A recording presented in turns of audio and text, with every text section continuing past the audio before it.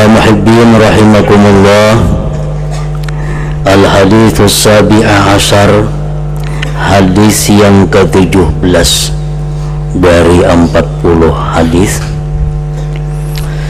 An Abi Ya'la Shaddad bin Aus radhiyallahu ta'ala anhu an Rasulillah sallallahu alaihi wasallam qala: Inna Allaha katabal ihsana ala kulli syai' fa idza qataltum fa ahsinul qitlah wa idza zabahtum fa ahsinuz zibha wal yuhidda ahadukum syafratahu wal yurih zabihatahu. Rawahu Muslim. Dari Abi Ya'la Shaddad bin Aus radhiyallahu ta'ala anhu, dari Rasulullah sallallahu alaihi wasallam, beliau bersabda: Inna Allaha katabal ihsan ala kulli syai'. Para pensyarah hadis menjelaskan makna itu Inna Allah katabal ihsan ala kulli syai'. Inna Allah talabal ihsan ala kulli syai'.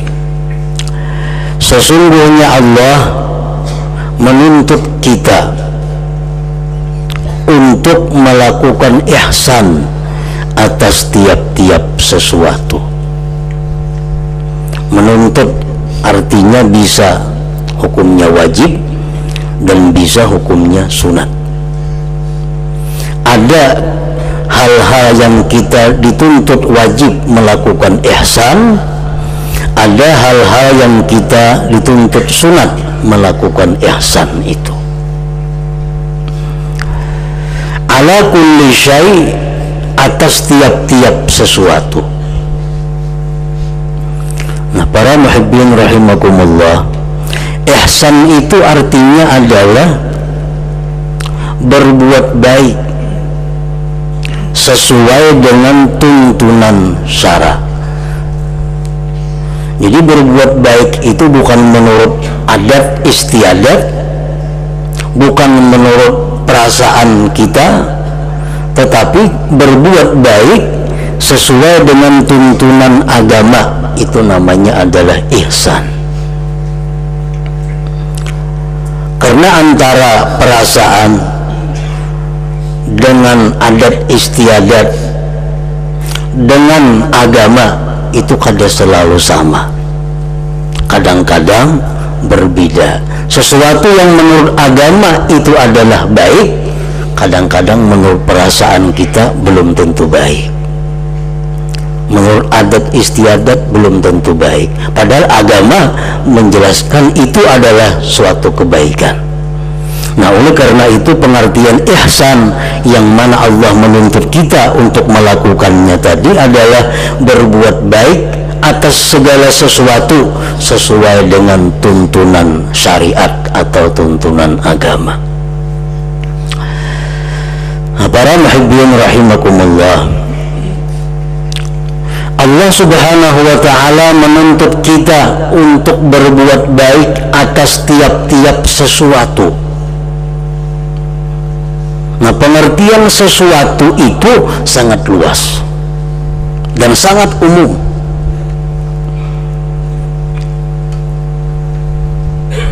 Sehingga mungkin di dalam sesuatu itu mencapai beberapa masalah. Para ulama kita telah menguraikan, menjelaskan pengertian sesuatu itu. Allah subhanahu wa ta'ala menuntut kita, memerintahkan kepada kita agar kita ini berbuat baik atas tiap-tiap sesuatu. Sesuatu itu adalah pertama an-nafsu, diri kita sendiri. Nah, Allah subhanahu wa ta'ala menuntut kita agar kita ini berbuat baik dengan diri kita sendiri. Nah, bagaimana caranya kita berbuat baik dengan diri sendiri itu? Ayyahmilaha ala ta'at wajtinabil mukhalafat. antara lain mendorong diri kita untuk melakukan taat dan menjauhi yang bertentangan dengan hukum Allah. Nah, itu tanda bahwa kita melakukan kebaikan, melakukan ihsan kepada diri kita. Apa yang diperintahkan Allah, kita tekankan diri kita untuk segera melakukannya. Apa yang dilarang Allah, kita usahakan diri kita agar jauh daripada yang dilarang Allah. Bila kita mampu demikian, kita telah berbuat satu kebaikan kepada diri kita.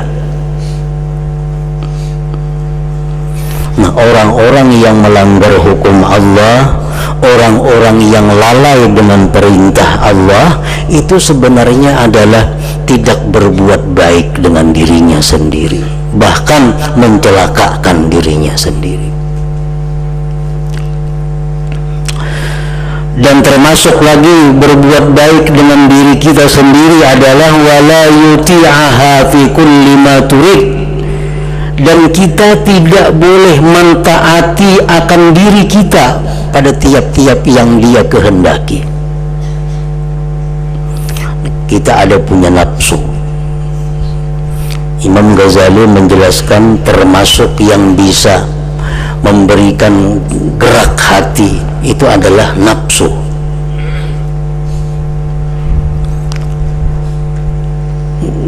Geritik hati kadang-kadang bisa timbul dari nafsu. Nah, jangan selalu dituruti, walaupun kelihatannya apa yang dikehendaki oleh nafsu kita itu berupa ibadah atau taat kepada Allah. Karena nafsu ini bisa menyuruh kita maksiat, bisa menyuruh kita taat. Tidak sedikit taat-taat ibadah-ibadah yang didasari oleh nafsu. Nah, apabila kita berbuat baik kepada diri kita, kita jangan hendak selalu menuruti apa kehendak nafsu kita. Kita teliti, kita periksa apakah ini sesuai dengan apa yang diajarkan Allah dan Rasul atau tidak. Kalau menyuruh untuk melakukan maksiat, itu sudah jelas. Nafsu ada peran di situ. Sama halnya dengan syaitan. Cuma geritik nafsu ini biasanya mengarah kepada sesuatu. Contohnya, nafsu hendak melakukan satu munkar, satu yang dilarang, misalnya judi.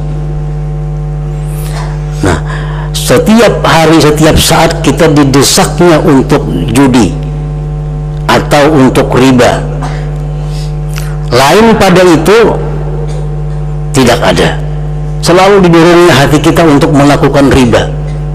Nah, ini alamat bahwa itu adalah gerakan nafsu. Lain hal dengan syaitan.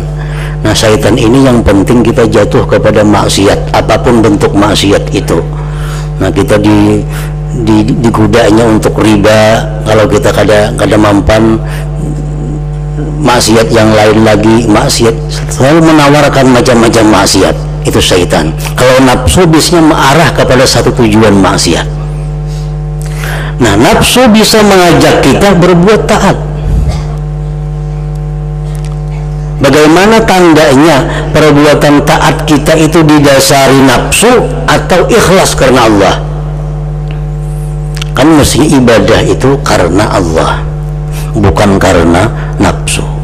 Tapi seringkali kita melakukan ibadah itu terdorong oleh nafsu tanpa karena Allah.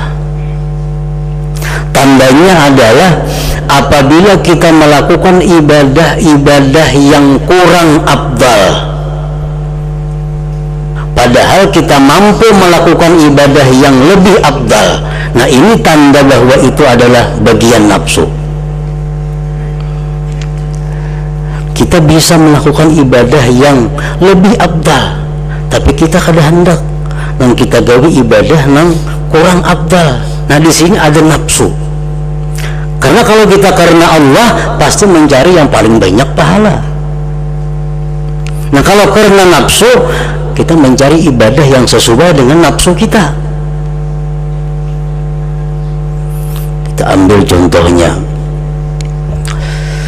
kebiasaan mengqadha sembahyang. Nah, sembahyang wajib, sembahyang fardu yang ditinggalkan bertahun-tahun, sehingga sudah 10 tahun kada sembahyang atau belang kambingan sembahyangnya.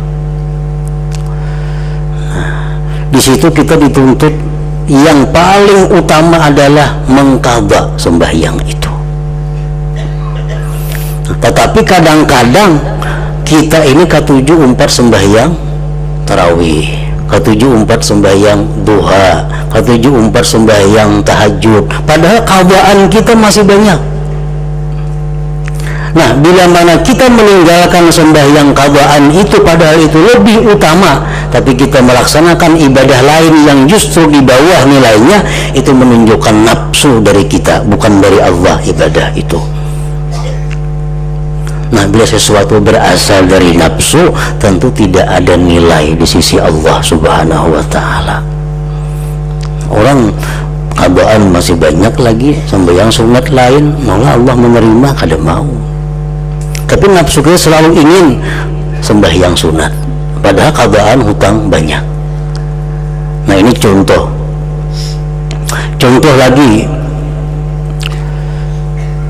ada keluarga kita, tetangga kita yang sakit, kada kawa berobat, duitnya kada ada. Ini membantu orang seperti ini pahalanya luar biasa besarnya. Orang ini menderita sakit, mesti dioperasi, biaya operasi kada ada. Satu-satunya keluarga yang terpandang yang tambah duit kita, tetangga yang tambah duit temennya kita. Nak operasi kada kawa, sidinnya duitnya kada ada, memerlukan duit 2-3 juta. Nah, membantu orang seperti ini pahalanya sangat besar. Tapi kita kada tergerak hati untuk melakukan itu. Mengeluarkan duit kita 3 juta untuk itu kita keberatan. Tapi kalau ada orang bawa ziarah Wali Songo, pendahuluan mendaftarnya ini, pendahulu mendaftar, ada ziarah Wali Songo, ini habis duit 2-3 juta juga, pamulaan mendaftar. Ini sudah jelas ziarahnya ini tidak mendatangkan berkah di sisi Allah. Kenapa? Nafsu. Ziarah itu ada raminya, ujuk-ujuk ke situ kamarinya. Kalau membantu orang operasi apa ada? Nah, padahal membantu orang sengsara lebih besar pahalanya daripada itu. Ini menunjukkan bahwa ibadah kita ziarah itu tidak ada nilai. Tidak ada nilai. Karena kita meninggalkan ibadah yang lebih besar pahalanya, mengejar yang pahalanya rendah, menunjukkan nafsu kita yang berperan dalam diri kita. Itu contohnya. Nah, jadi jangan hendak mentaati setiap apa yang diminta nafsu kalau kita ingin berbuat baik kepada diri kita sendiri. Nah, pertama itu. Yang kedua, termasuk tiap-tiap sesuatu atas segala sesuatu itu adalah berbuat baik kepada seluruh manusia, terutama kaum muslimin. Nah, bagaimana bentuk ihsan kita kepada manusia?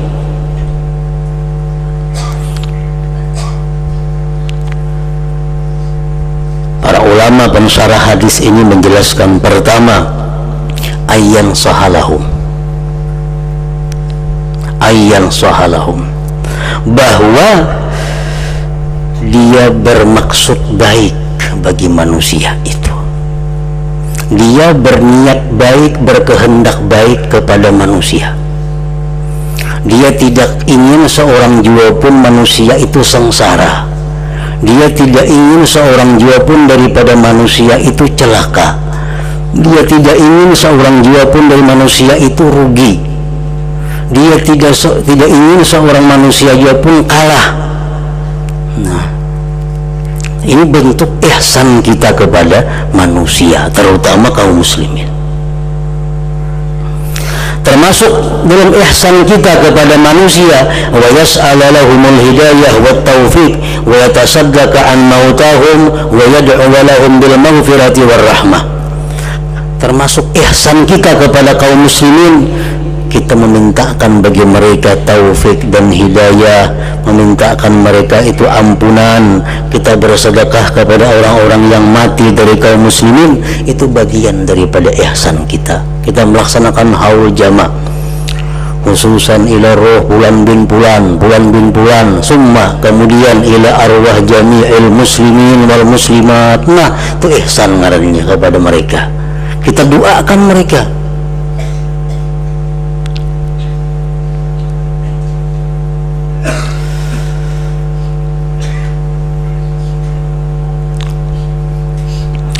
Para muhibbin rahimakumullah, di dalam hadis ini Rasulullah secara khusus menerangkan tentang ihsan itu. Fa iza qataltum fa ahsinul qitlah wa iza zabahtum fa ahsinuz zibha wa yuhidda ahadukum syafratah wa yurih zabihatah. Rawahu Muslim. Apabila kalian membunuh sesuatu atau membunuh seseorang yang dibolehkan membunuhnya, maka bagus-baguslah membunuh itu. Bagaimana cara yang bagus dalam hal membunuh itu? Ikhtiyaru ashali turuq wa akhaffiha ilama wa asra'iha izhaqa. Cari tempat di mana yang paling cepat dia mati, yang paling sedikit dia merasa sakit. Wa dzalik bidarbil unuq bis-saif, yang demikian adalah dengan memancung lehernya. Kalau ini kita melaksanakan hukum-hukum yang sifatnya hukum bunuh, ada orang yang mesti dihukum bunuh, bunuhlah dia itu dengan cara yang paling cepat matinya. Dan agama Islam sudah mengajarkan bagaimana cara yang paling cepat itu adalah dengan memancung lehernya dengan pedang. Karena itu paling cepat, lebih cepat daripada ditimbak, lebih cepat lagi daripada digantung, lebih cepat daripada disetrum. Nah, ada yang menghitung para ahli bahwa dengan memancung leher itu cuma merasa sakit kurang lebih 3 detik. Nah, 3 detik. Kalau digantung bisa seperempat jam sakitnya, ditimbak berpuluh menit sakitnya. Jadi Islam mengajarkan dengan dipotong leher dengan pedang yang tajam itu cuma 3 detik merasa sakit. Nah, melaksanakan dengan demikian itu adalah ihsan terhadap membunuh. Sampai membunuh pun kita diajarkan untuk ihsan, untuk berbuat baik. Wa iza zabahtum fa ahsinu zibha, dan apabila kamu menyembelih, baik-baiklah menyembelih itu. Bagaimana yang baik menyembelih itu?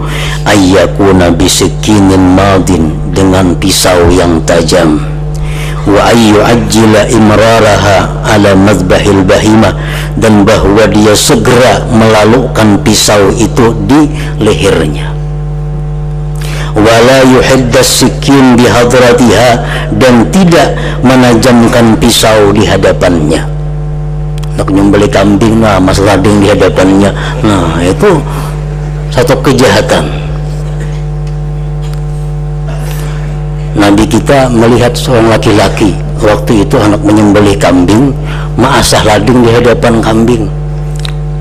Ujar Nabi, ikan 2 kali membunuhinya ngarannya, 2 kali membunuh itu.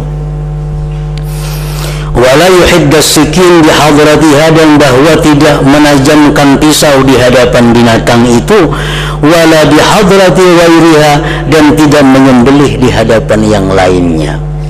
Misal kurban kita dua ikung, jangan saya ikung meres, saya ikung disembelih, nah dipisah, jauhakan dahulu nang saya ikungnya atau lainakan tempatnya. Termasuk yang dituntut Allah kepada kita, ihsan. La siyama ummuha waladuha, lebih-lebih ibu atau anaknya.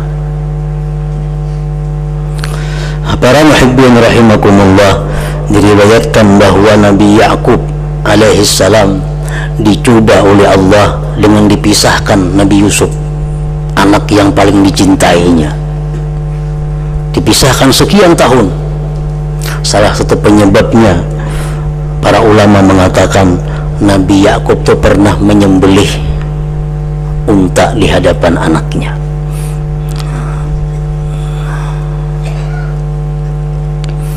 Akhirnya dibalas Allah di dalam dunia kehilangan anak yang paling dicintai, Nabi Yusuf alaihissalam.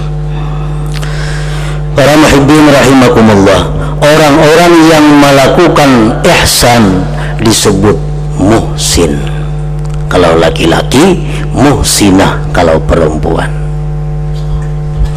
Tidak sedikit ayat Al-Quran yang menyatakan keutamaan, kemuliaan orang-orang yang mampu melakukan ihsan ini. Firman Allah subhanahu wa ta'ala, wa ahsinu innallah yuhibbul muhsinin.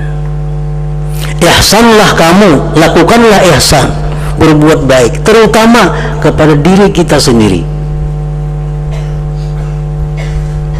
Dalam agama itu yang penting dicari keselamatan diri sendiri, itu utama.